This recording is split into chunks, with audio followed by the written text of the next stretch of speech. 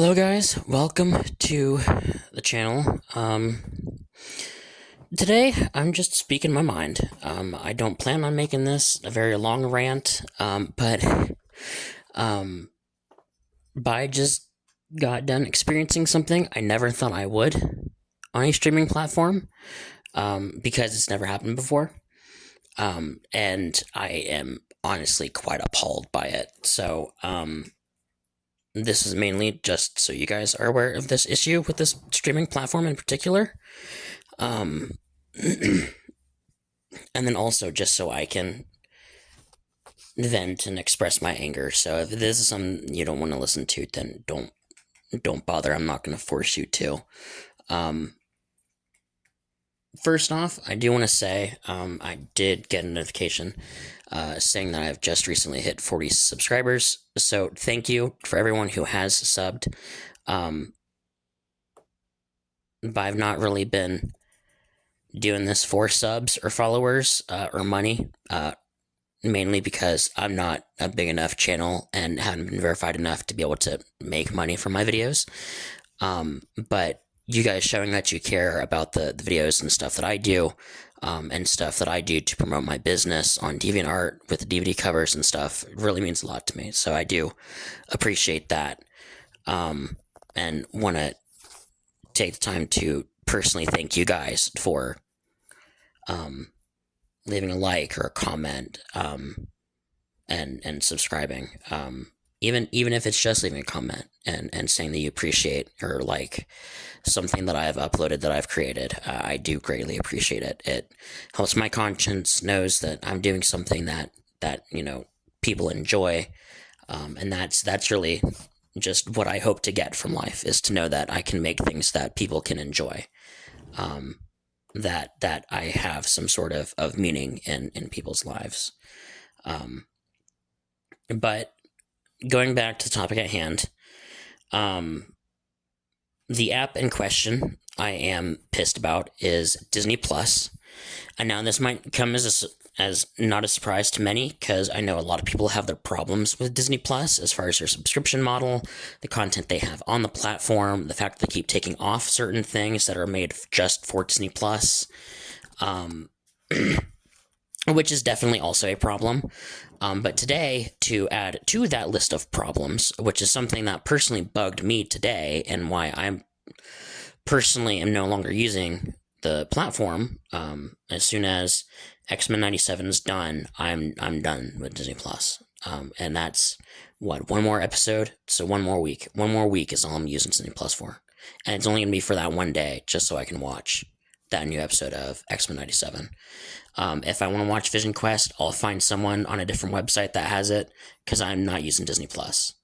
I logged onto the platform today because I have the Disney Hulu subscription bundle, and one of the films that is included from Hulu is a neon Korean film titled No Other Choice. It stars the guy from Squid Games, and it looks really interesting. I was really looking forward to watching it. However, after the ad played and it started playing the film, the version they have on Disney Plus automatically has, it's automatically dubbed, so I can watch it in just plain Korean, which is how I prefer to watch my international films, the way they were made for other countries, so I just read what's on the screen. Because as far as I'm concerned, that doesn't take away from the film for me. I like I've said before on the channel, I'm pretty sure I've watched Godzilla -1 like 30-something times, and I have to read that. Not a problem for me. I still enjoy that film to this day, even though I've seen it so many times. Reading it's not a problem. Hell, I've seen it so much I don't even need to read it anymore. Same with Battle Royale from 2000. That's another good film I've seen multiple times that I don't even need to read anymore to understand what's going on, because I've seen it so many times and I still enjoy it. So, having it in Korean is not a problem for me. I actually prefer watching it there in that version, because that's the version it was made. It was made in Korean for a Korean audience that was then released internationally for other people to see. I want to see the original version that's not dubbed, not in English, because the words that aren't synced up correctly with the mouth movement bugs the shit out of me. So automatically it was dubbed, which, kind of turned me off. But the real kicker about this is that not only was it dubbed, the movie also had screen reader enabled.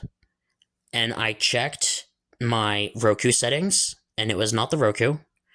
I tried checking the settings on Disney Plus, but when I went to app settings, the only thing it would let me change is the data usage preferation. It wouldn't let me change anything else on the app as far as language. I don't know if I have to go onto their website or fax for help and information about how to fix this, if this is a setting issue. But even if it is, it's stupid I have to go there to change this small issue instead of being able to do it in the app. Something I like about Netflix is that it'll let me choose whether I want to watch it dubbed or not. I actually had to change it from dubbed so I could watch Godzilla Minus One minus color in its original Japanese language. But it still let me choose what language I watched it in. I didn't have to force watch it dubbed. Disney Plus doesn't have that option. And again, because it's integrated from Hulu, it could be a Hulu issue also. But the fact that Disney Plus hasn't, accounted for that proves that, again, they don't care, which is a huge problem with their app. Again, when something doesn't do well, and it's, just a huge tax write-off like Willow, they will completely remove it from their platform, never to see the light of day again, unless someone has burned it and it has it either on DVD, Blu-ray, which you can buy, but it's probably expensive since no one carries it anymore, or on a third-party website. That is the only way you can watch Willow right now. The TV show, not the movie. Same with other titles, like Hulu's Roslyn. I love Roslyn. I ended up buying it on Vudu because I loved it so much. And thank God they put it on Vudu so I could buy it and watch it again. I even burned a copy of it just so I could still watch it in case they took it off of Vudu for some retarded reason. Just so I can still have content that I like and have paid for and don't have to worry about it being taken away from me. Which is something that I personally hate and that I know a lot of other people hate about Disney Plus, is that they will change and alter their content, like the killing sequence in Falcon and Winter Soldier with Cap Shield, or they will just completely remove stuff like Willow. And I believe the reboot for Cheaper by the Dozen was removed. Timothy Failure was removed. Artemis Fowl was removed. Roslyn was removed off of Hulu. Looking for Alaska was removed from Hulu as well, I've noticed, and I don't think that's on any other platform. I would think maybe it would be on Paramount Plus, and so is a Paramount Plus original, because Paramount did release a DVD release of it, and it is available to buy on Vudu, so it did get other releases. But the fact that it was a Hulu original and then pulled from Hulu, I think is also kind of crappy. Netflix did also do this with Death Note, the 2017 film with, Willem Dafoe voicing Ryuk, I believe is his name, the demon character in the film.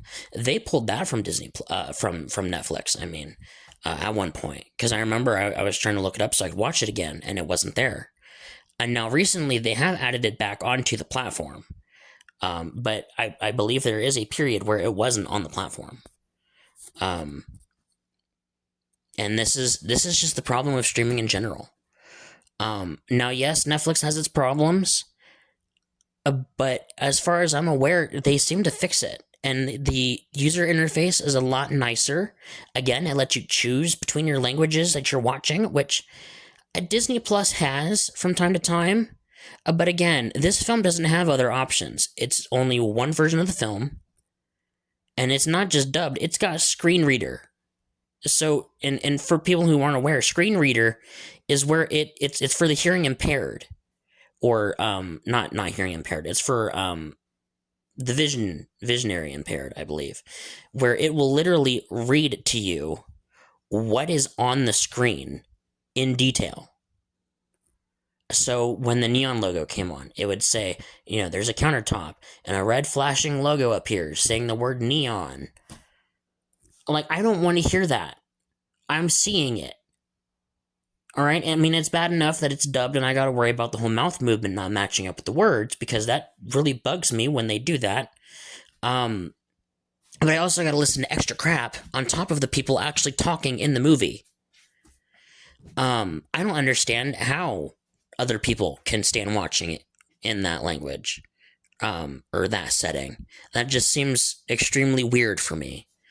Um, but then again, I also have eyesight, so that's probably why I'm not taking that part into account. I'm sure that is helpful for those with vision problems. But for me, I just don't care for it. It's not something I want on a film that I'm trying to watch.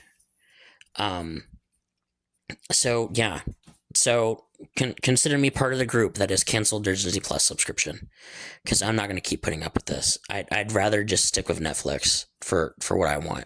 And again, if I want to watch exclusive Disney content like Vision Quest, or Your Friendly Neighborhood Spider-Man, or The Ninth Jedi, if I ever get around to watching that, I don't even know if I'll get around to watching it. I've not finished The Acolyte. I've not watched Skeleton Crew. I've not seen Mandalorian and Grogu. I really don't even care about Star Wars at this point. I'm kind of burnt out on that, just because of how hit or miss it's been. I think the only thing I really care about for Star Wars is just Ahsoka, and if I need to, I'll get that somewhere else too. Because I'm just fed up with it. I have a whole lot of other stuff that I'm dealing with. Um, that's more important than me bitching about how a streaming platform works. Um, so when I want to unwind and relax, I don't want to have to deal with more stress of me wanting to unwind and relax and not being able to because what I want to use isn't working correctly. So yeah, I'm just done with it.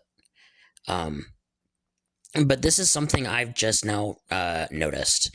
Now they have had problems as far as dubbing in the past, as far as promoting and saying they would release certain dubs for things and then not. One of those being for the Marvel series Echo. They said they were originally going to release it in a dubbed Choctaw language, um, and they have not done that.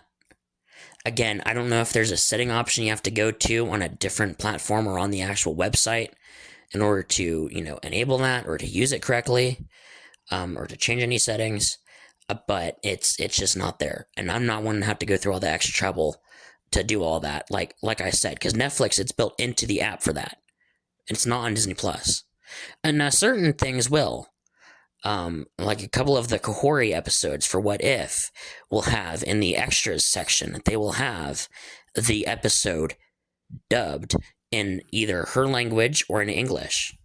I believe they did that for Star Wars Visions.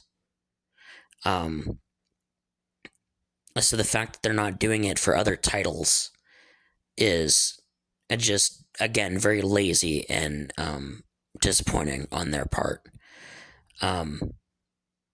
But yeah, I was never really into the whole streaming thing from the get-go because I figured there would be problems with it. Just because at the time Netflix was changing how its stuff worked and all of its bullshit, and the fact that everything was going to be going to streaming, it looked like everything was going to HBO Max for Warner Brothers. They tried doing the Premier Access thing for Disney Plus before that backfired with Scarlett Johansson and Black Widow. That, and they charged outrageous prices for Premier Access for Disney Plus. That was ridiculous. It was like, what, $25 just to exclusively rent a film, not even buy it. I think that's how that worked. And I think it was a one-time thing. You could only watch the film once, and then you have to buy it again if you want to watch it again. I think. I don't know if that's true or not, but I think that's how that worked. Which was just incredibly stupid.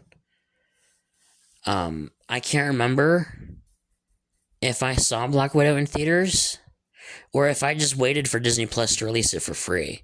I think I waited until it was just free. Because at that point, I think it was to the point where, because of COVID, if it's going to be on the platform, I might as well just watch on the platform since I have the platform. Because originally, I had the platform for WandaVision, Falcon the Winter Soldier, and Loki. Black Widow was just another thing that was being added at that time. But yeah. So that's pretty much just what this little one-off video is. Again, I know some of you probably don't care for me ranting and talking about bullshit, just because I'm sure that's something you don't want to hear. And I have maybe gotten a tad unhinged and unorthodox about it in the past, and in certain videos that are up or maybe have been taken down, because I was aware of how unhinged they were and didn't want that on the channel. But yeah, I just wanted to get this out there and vent about it. So, but yeah, so that's pretty much it for this episode. While I am recording, I will go ahead and do a couple updates. I'm currently working on a DVD cover for Spider-Man Brand New Day. I have the majority of the cover done. I have most of the legal jargon done, the information and stuff on the case for the movie itself. I have the synopsis, I have the front cover, I got the spine done.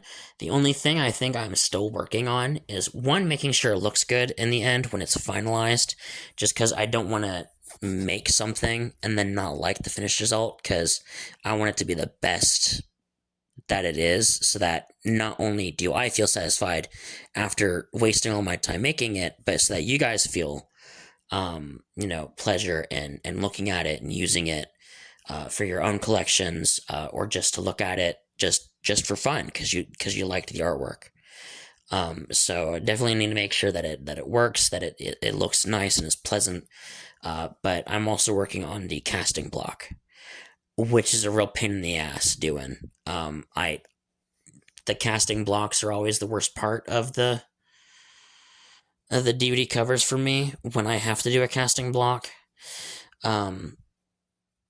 If I'm not doing the casting block, then the legal jargon is the biggest pain, just because it's still stuff I have to type out and size and make sure it's the right font and everything, and get it all lined up perfectly. But if it's not the legal jargon, it's the casting block, because it's so scrunched together, and I gotta make sure it all fits cohesively, looks nice, and I gotta do my research to make sure that the information of who all worked on the film is correct. Because I do like it to be correct. That way, not only is it, because the whole point of me doing this is that I like it to be somewhat official, because the custom artwork I'll get off of like eBay is very crappy, half-assed artwork just to go out with the slop that they put on eBay to sell, as far as bootlegs go.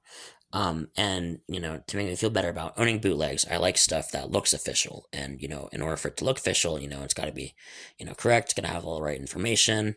And not only does that help give off that illusion that it looks official, it also gives the people that worked on it credit, because their names are still on the thing that I made. So they're still getting recognition for what they've done. So I'm working on that for Spider-Man Brand New Day. There's a couple other ones I'm maybe working on. I have a plan for a custom Doomsday cover, but I don't know as if I'm going to actually do it right now. I might try to wait till we get a proper poster that's not just the A teaser poster that we usually get for each film, or the 2 Doom posters we've gotten from Comic-Con. So I might wait, I might not, I don't know.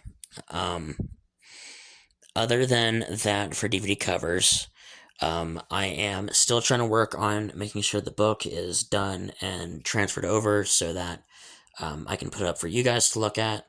I'm currently going over revisions of the first part. I'm almost done on that.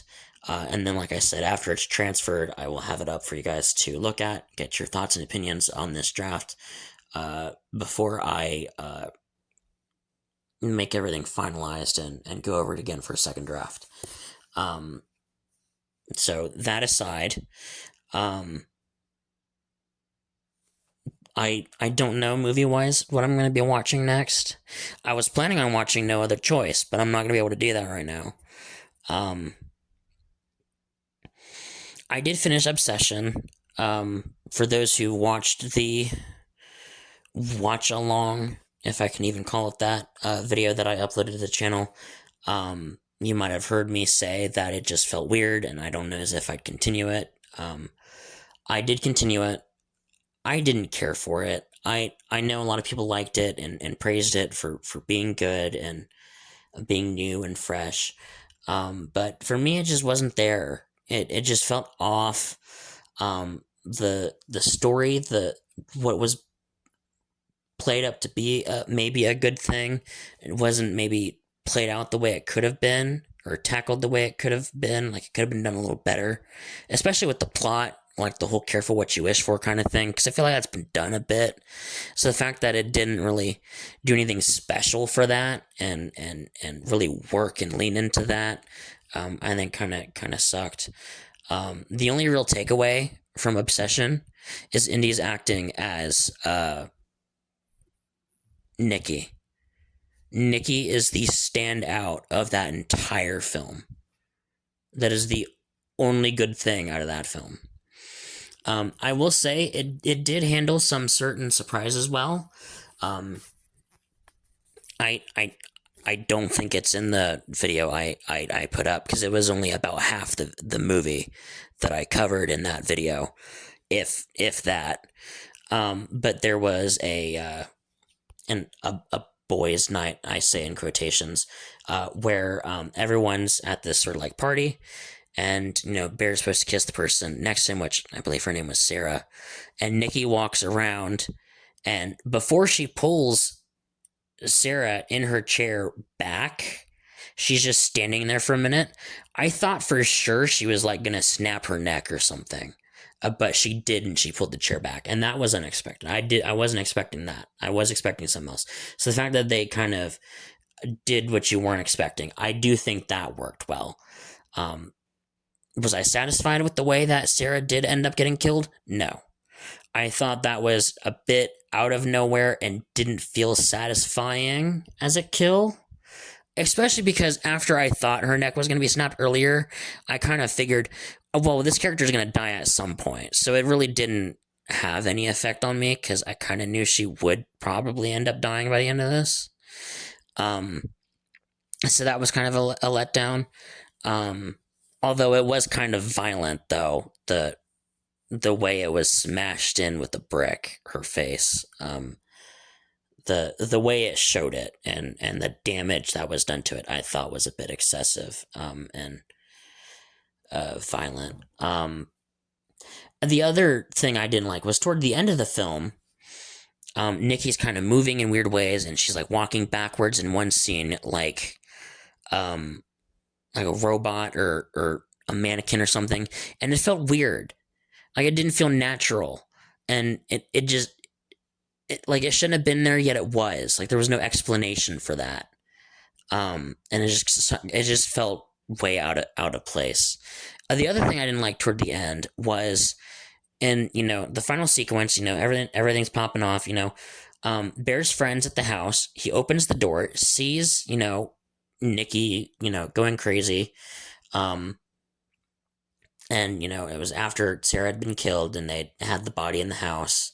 As soon as the guy opens the door, Nikki shoots him in the head with a gun.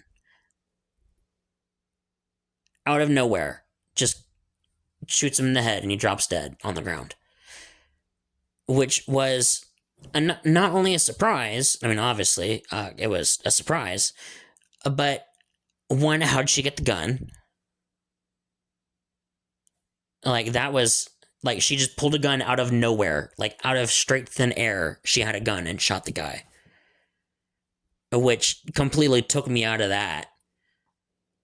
Because there was, like, no setup or payoff for that at all. And so that totally felt completely unnecessary. And a very rushed and unplanned, and yeah, so that I thought that part was a mess. Um, but yeah, so I have my problems with the movie. I don't think it was as good as I was hoping it was. But I do think that, and I do believe her name is Indy. I do believe her acting as Nikki is the only good thing out of that movie. And I love her acting. I praise it. I really hope she gets Mystique for Marvel. That is the rumored role that she's wanting to snag from Marvel. After having conversations with um, the Thunderbolts director and X Men director, and then of course Marvel themselves. So hopefully it works in her favor, because I mean her acting was phenomenal in that movie. I feel like after that she deserves to have a choice in what role she plays. And she's fairly attractive too. Like I don't think she'd be a bad Mystique. Um, with her acting range and her looks, I think she'd be a very good Mystique. Um, which is also a good thing about Mystique, is that she does shapeshift and leans into the disguises and is kind of like a spy, plays into those different things that she does with her abilities. So the being able to have a range in acting works really well for the character. So I do think that would really work well for Mystique. Trying not to sound like I'm sexist, because I think she's cute. I do think she'd be a good fit because of her acting range. I do think she is just a good actress in general. Definitely one of the best newer actresses I've seen in Hollywood. Um,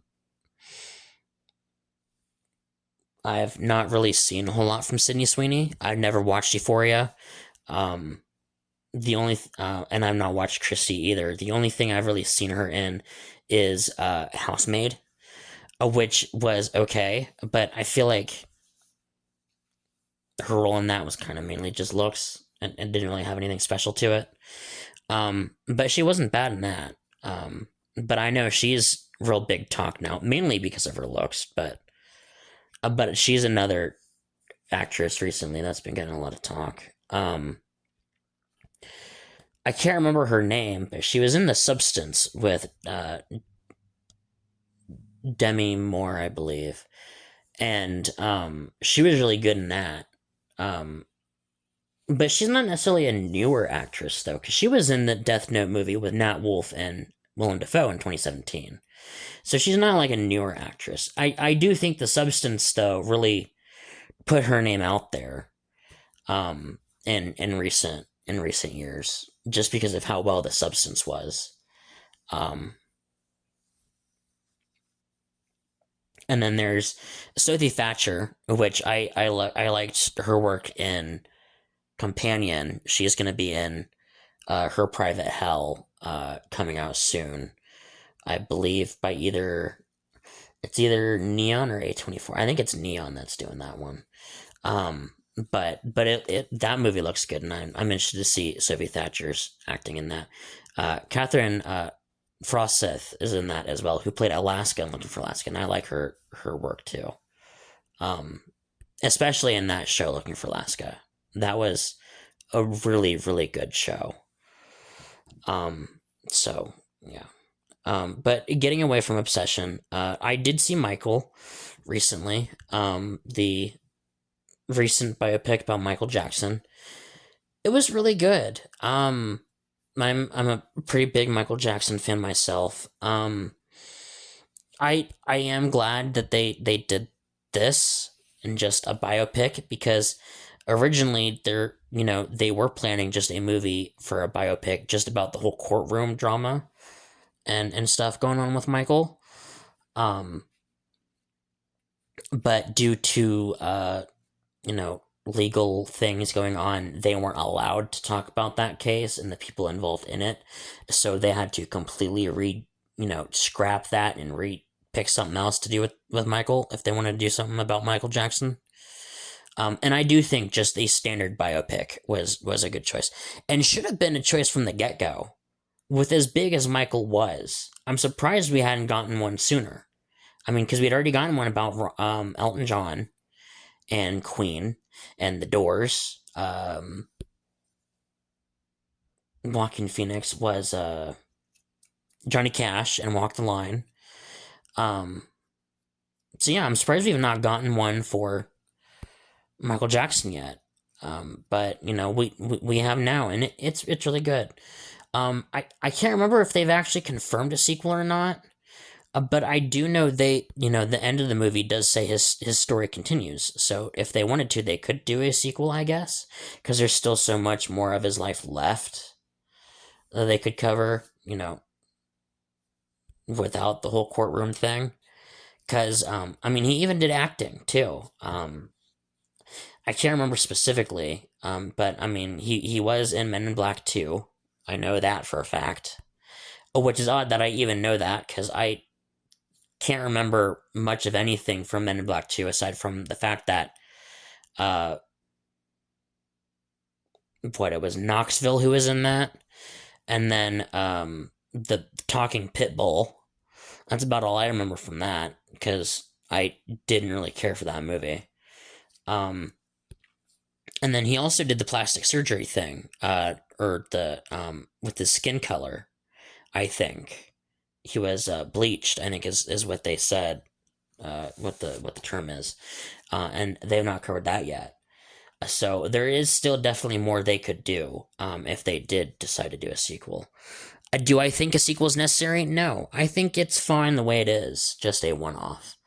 Um, but yeah, I'm really happy with Jafar's acting. Like, until I saw the articles leading up to the movie's release, I didn't even know that Jafar Jackson was related to Michael Jackson at all. You can't even tell that in this biopic because it looks the energy and performance that he gives in this film looks and feels exactly like Michael Jackson and what he did when he was around in the interviews and the music videos, and everything he did.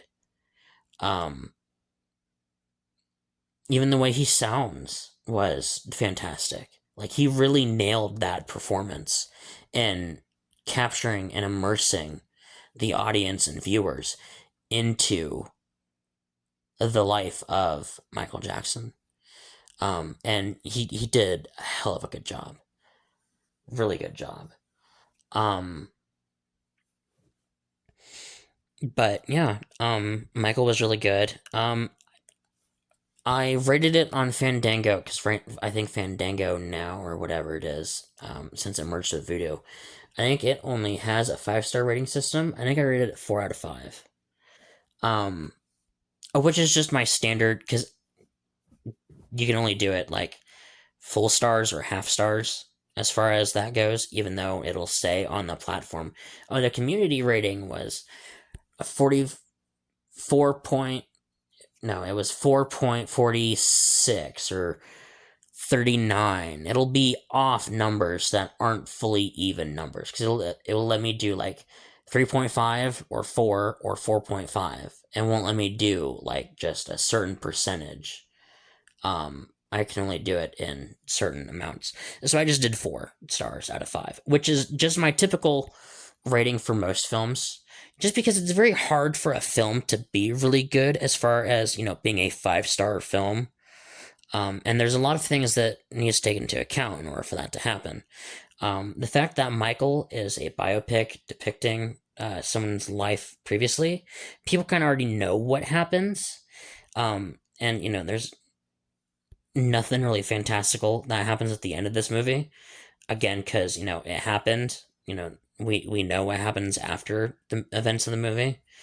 Um, so it wasn't anything like special. It was just kind of like a cinematic dramatized version of Michael's life, kind of like how Bohemian Rhapsody was for Queen, or Freddie Mercury. But but I mean, it was a good movie. There are very few films that I think I rated on Vudu as 5 stars. Um, One of them being Rental Family. Rental Family, I gave 5 stars because that is a good film by all measures. And is the first film, I think, in the entire 21 years that I've been alive that I've actually cried during a film because it captured the emotion and the acting was so good that it actually made me feel for the characters and the events that are happening on screen. I think that is the first movie ever that has made me do that, break down and cry. Um, and that's the only film that I can actually give a proper rating for. Uh, Even if This Love Disappears Tonight on Netflix, the new one, not the original, um, that I can either say I like or loved or didn't like or hated it. It's not like a full on system. I do think I hit that I loved it because I do. Like, I've seen it 3 times and I still cry the last half hour of that movie because of how emotional it is. But because Netflix doesn't have a proper rating system, I can't do that unless I go to like IMDb or Common Sense Media or Rotten Tomatoes and rate it myself, which I could do. I do think it would benefit from that because it is a good movie. I think people should see it and enjoy it themselves. I just don't necessarily have the time to do that. Nor do I really care. I mean, hell, I got YouTube. If I want to express how I like the movie and why I think you guys should watch it, I'll just say it on here. Um, am I gonna get more in detail about it in this video? No, just because this is almost 40 minutes into a recording that was originally going to end at 12 minutes after my rant about Disney Plus was done. So, but the fact that it continues to pull on my emotions and is so good that even watching it several times it still affects me, I think should be proof enough that you should at least give it some consideration. Because any movie that can do that to anyone deserves some attention, because very few movies can do that. It is dubbed, or well, there is a dubbing option. I watched it in its original Korean language, but it is foreign. I watched it in Korean, like I said, so I read the subtitles, and it still affects me just reading the subtitles, just because of how emotional it is. But if you would rather watch it dubbed, then I guess that's fine too. As long as you're still able to enjoy it yourself. But yeah, so Obsession, Michael's what I've seen recently. Again, I was planning on seeing No Other Choice today, but due to bullshit circumstances, that's not going to happen right now. I don't even know as if the US got a proper release for it, as far as on DVD goes. And I don't necessarily feel like renting it if I don't know if I'm going to like it. Because I don't want to waste money on something I don't know if I'm going to like. Now, if I take the risk and I do end up liking it, then it'll be, well, then I guess it still wouldn't be worth it. Because at that point, if I liked it, then I would have wanted to have bought it instead of renting it. Because if I have to pay to rent it and I like it, then I got to pay more money to buy it. I that's why I still use the library system, just because I prefer to rent stuff for free as kind of like a trial, so I'll know if I like it or not before I waste money on it. Just because nothing is cheap anymore and everything is expensive, especially Fandango, which I guess I could rant about that too, since I'm ranting about Disney Plus. Is that I love Fandango. It's got almost everything I need on it, and it's got a lot of good free stuff on it. However, since COVID and the recent everything going to digital fiasco going on, their prices have skyrocketed. It used to be $20, I think, to buy a film. Now it's almost 30. And it's like 20 just to rent it. And those are new titles. And now, yes, I get their new titles. They're the current buzz or what's talked about. They want to capitalize on it and make money. But if no one knows if they're going to like it or not, they're not going to waste a bunch of money they don't necessarily have per se, just to waste 2 hours of their lives to hope they'll like a movie. That's why every once in a while I'll just wait and watch it on DVD if I'm unsure about it. Because every once in a while I have been let down by movies, which is kind of why I'm glad I never saw Obsession in theaters, because that was kind of a letdown, unfortunately. Yes, Nikki's acting was great, but I mean that's only so much, and will only hold the movie to a certain standard. Um, Considering how I feel about the movie, um, just one character's acting enough isn't enough to save an entire movie if the movie is that bad. Um, but I mean, it is what it is. But yeah, um, I've really been in shock about Fandango's prices recently. The only reason I still get new content is because if I get it on Blu-ray, because I liked it so much and it comes in with a code, I might transfer that code over to Vudu so that if anything happens to Blu-ray, I still have a digital backup with bonuses and everything. But that's about it. I don't really buy much on Vudu. I think the last thing I actually fully bought on Vudu was the Black Friday trilogy for South Park, which I think was like $5 just to buy, not to rent, to buy, which isn't bad. Um, but I mean, that's like the only thing I've actually bought recently. Actually, that's probably the only thing I've actually bought in general. No, no, I do think I bought Ruby Volume 7 and 8. I think I paid for those. But other than that, everything else I think has been uh pretty much just digital code transfers. Which I'm sure if I ever go through my library on stream with you guys, there will be duplicates because I have certain films separately, like Hunger Games. I have 2 films separately, and then I have the bundle of all 4 of the originals. I don't think I have Songbirds and Snakes on Vudu yet. So there are a couple duplicates. Um, um, because like I said, I just do it off of the code. So if I buy a 4-pack of movies, I'll do the code there. Now, if I get a movie separately and it comes in with a code, after I knowingly already entered in a code for a 4-pack of films that the movie already came in with, then I'm not going to re-enter the code and have 2 versions of that come up in my list. The only reason I have 2 copies of Hunger Games specifically is because I got those solo individual films first before I was able to acquire a bundle with a code in it. Um, and since that was the only way to get a digital copy of the other 2, I went ahead and just did it. I think another example is The Hobbit. I own the bundle of the 3 extended cuts of the Hobbit films, and then I have the theatrical version of Desolation of Smaug, because I had that first before I got the bundle.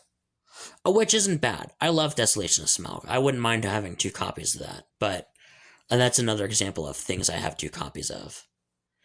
Um, but yeah, um, so yeah, so uh, X-Men 97's finale, uh, Survival of the Fittest, I believe is what it's called, will be airing next Wednesday, I believe, at 9 in the morning. I don't know if I'll do a review that night when I get off from work, or if it'll be my day off when I do that, which I think is Saturday, if I remember correctly. Um, I don't know if I'll just wait for my day off to do a review about the whole season, um, or not. Don't really know what to think about the newest episode that just came out a couple days ago, or yeah, a couple days ago. Because as I'm recording this, it's 12/16, so it's Saturday. So it's been a couple days. But um, yeah. So I don't really know what to think about the new episode. I am kind of glad that it's going back to the story at hand with Apocalypse, because I do think episodes 6 and 7 fell off because it was taking away from the main story. Um, It was just unnecessary filler, especially the Wolverine episode. I mean, I'm glad that, he did go back to the adamantium claws. However, I feel like there was a much better way to have done that, maybe in a different episode, and just kind of have that in with it, instead of doing a whole Weapon X team episode, with the Brood. Because and I've seen people say that is definitely not it. It's like the worst episode of the season, I think. Um, Savage Heart Strange Lands was also not the greatest. It was better, um, but still kind of fell off a bit. And that was going back to everything. Um, Actually, no, it was 3 episodes, because it was the Weapon X Lies and Video Discs, I believe is what it was called, and then Danger.exe, I wasn't a huge fan of, which is the first episode that we actually go back to the main storyline, because takes place in the Danger Room of Xavier trying to recreate that scene of Magneto dying from Apocalypse. So it definitely carries back after episode 5 into 6. But 6 I didn't think was great. 7 I didn't think was great either. 8 I'm a bit iffy on still. Hopefully 9 will be really, really good. And a satisfying conclusion to this season. People that went to either Sundance or Comic Con, I forget where they showed it at. It might have been Comic Con. Were treated to a special clip from season 3, and I believe they said they're working 4 and 5 now. So there is more planned.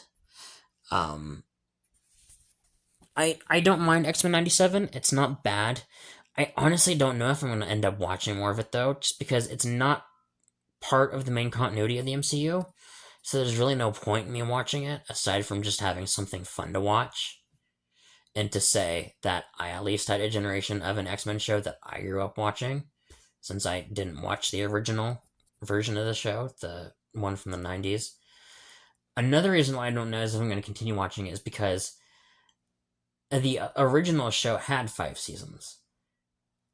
I am still on season 1 of that series, and I'm sure I'm still way far behind as far as references and character plots that I never knew about or got to see or showcase, because I've not watched that original show yet. But it's just hard for me to get into, because it was made as a kids show, for Fox Kids and Saturday mornings, and it's hard for me to get into a show when it's got that mindset of this is aimed for kids, when the new show is easier to get into because it's more adult and violent, and has more adult themes while still sticking to what it's done in the past, and very much tailored to the adults of the kids who watched it, when they were young and stuff.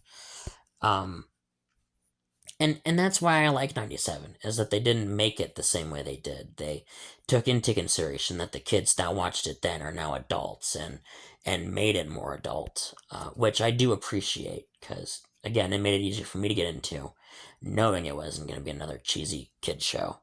But because of that, it's 5 seasons. It's quite a lot, especially when it's like 20 some episodes per season. Even though they're half-hour episodes, it's still a lot to watch. I'm glad they did the recap before they did 97, even though I was still a bit behind on everything, because there was stuff that I still didn't know about. And then especially with Apocalypse, because Apocalypse is a character they've done before in the original show. So I'm sure there's stuff I'm missing out on that. Stuff with the Nightcrawler from episode 7, I'm sure I'm missing out on, or episode 8. I can't fucking remember at this point. But yeah, it's just a hot mess. And Brad Winterbaum said that he has plans that, he would like to do this for a season 10 if they'll let them. Just because of how many things they've done in the comics, how many things they haven't told in the story yet for the show, and things that, still places they could go with the characters and everything. And I just don't know as if I really want to stick around for a show for that long. Because that's kind of crazy to think about. 10 seasons of a show that's a continuation of a show that already had five. That's quite a lot. I, I would probably have a heart attack if I decided to binge the entire 15 series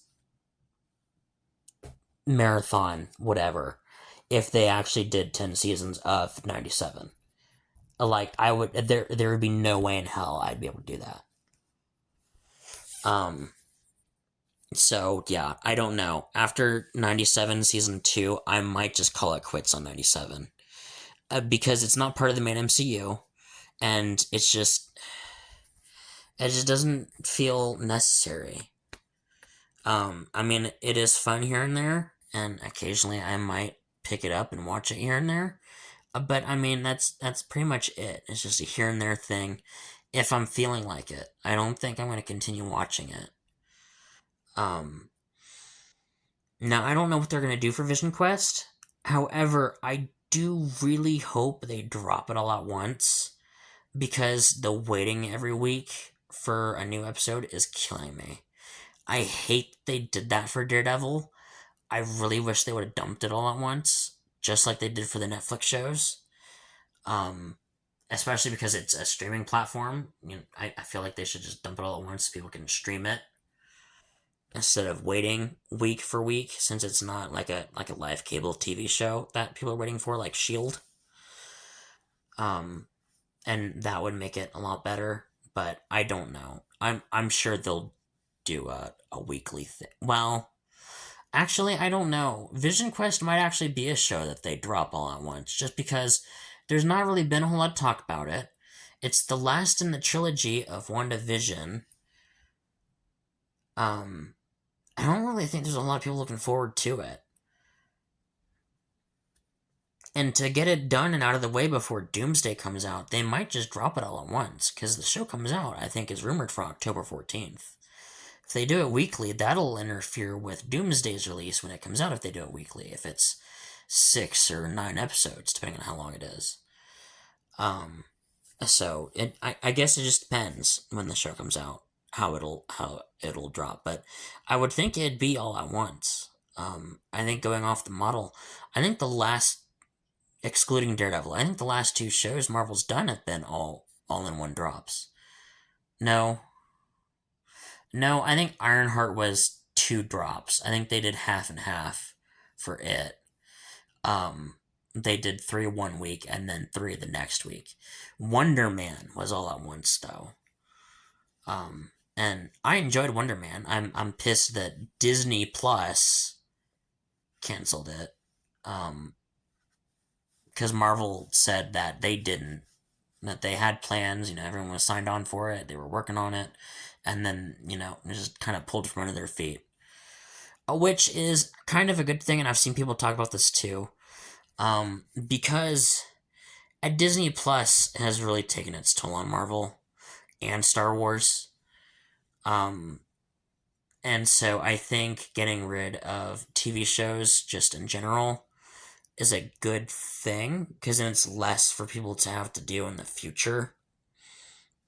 And it then lets them improve the quality of the movies because they have more to spend on the movies when they're not worried about having something for a TV show. However, and I've seen people talk about this too, is that even if they don't do a season 2 for shows like Hawkeye or Moon Knight or Wonder Man, they at least need to do something with those characters in the movies. So, like maybe She Hulk, if they ever get a World War Hulk movie off the ground. Um, just so that those loose ends are still, tied up. Now, granted, I'm not really that big into wanting to know what happens next with She-Hulk, and not because Tatiana Maslany was a bad She-Hulk, just because the show itself was not done the way it should have been. Um, I think Tatiana Maslany was great casting for She-Hulk. I think it's the way the show was written and directed, and the fact that the CGI was a huge mess on that. Um, the Definitely the Megan Thee Stallion twerking sequence they had. The Madison thing I wasn't a fan of. There's just cameos left and right. Wong was,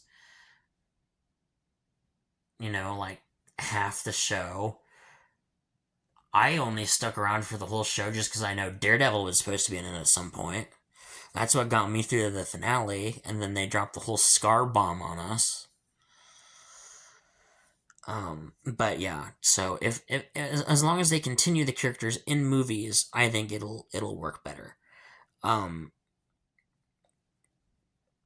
and for certain things, I should say, Eternals is hard. I feel like because what they did now with the movie and doing it a movie instead of a show, like how I feel it should have been done in the first place, trying to tackle all those different points in time with all those characters, I feel like a show would have been better for Eternals.